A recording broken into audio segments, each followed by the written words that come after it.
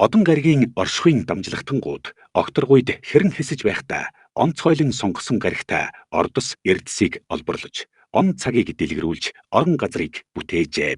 Тэнгэрийн хаяа хөхрөн нарны туяа цэнхэртэн агаар мандалд амьсгал бий болж галт нарны элчсэнд ууршин тунаран туслав. Босол бүрэн гантигийг зөөллөн бутаргав. Эрдэс баялагт хөрс бийжив. Эрхэм язгуур эсээс эгэл бэлтэнг бүтээж эрх гарвлыг үүсгэжээ.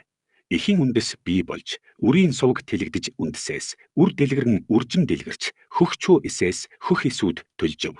Буман түмэн бурхдууд бууж байх үед бурханлаг сэтгэлгээг шүтэж бусдын өмнө бүхэлзэж байх мөчлөгт хүн төрөлтөн бяцхан үрс адил баяжин төлжиж байв.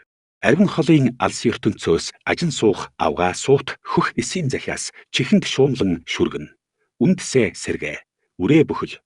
Өндөр дээд эс ягзуурт оршин тогнолоо батжуул. Хөх чуу тэнгэр хөхтэй мэргэн чинсүү.